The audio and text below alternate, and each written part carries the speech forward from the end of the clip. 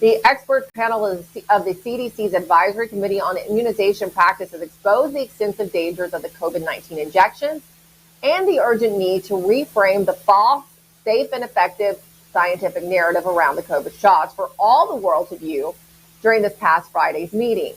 The panel spent an extensive period of time warning about underreported vaccine-associated injuries, including findings showing that COVID-19 jabs cause genetically induced myocarditis, fourfold increase in birth defects, autoimmune disorders, increased respiratory infections, the persistent production of pathogenic spike protein 700 days out, mRNA, and spike protein found in the placenta and breast milk of mothers, aggressive cancers, and childhood sudden deaths due to subclinical myocarditis post-COVID-19 injection.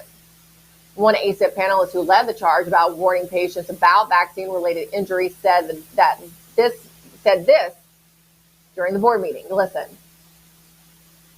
Do we have a culture of safety?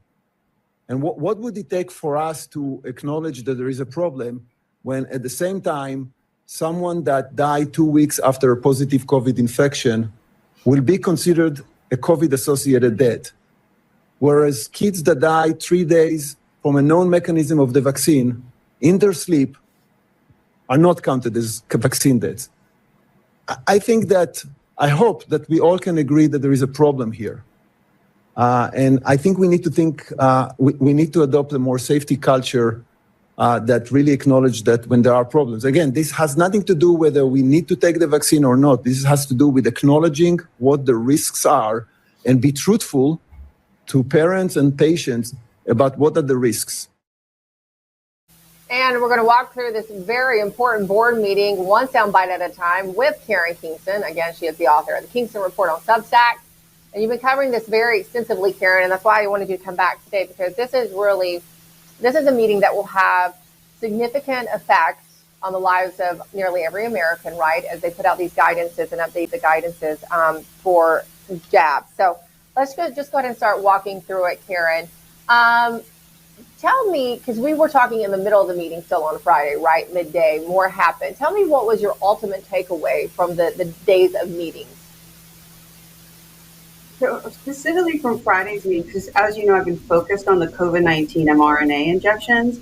The 6.5-hour meeting was a master class on how to professionally run a med legal review in compliance with the rules and regulations that regulate Health and Human Services, CDC, and the FDA as far as providing safety for American people. What happened during that, all of the risks and dangers and harms, or the majority, were exposed using both real-world evidence, peer-reviewed clinical publications.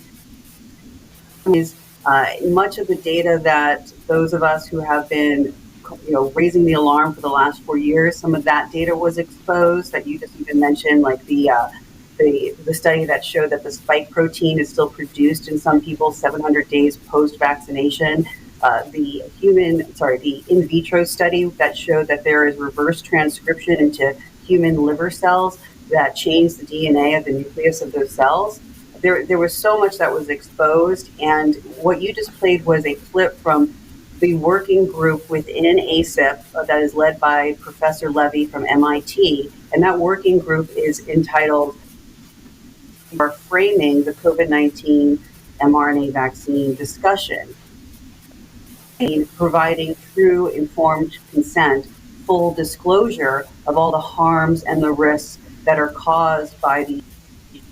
And no mistake, the current ACIP recommendation, CDC recommendation regarding the COVID shots, 3 out of the 4 policies that they voted on are you must provide informed consent.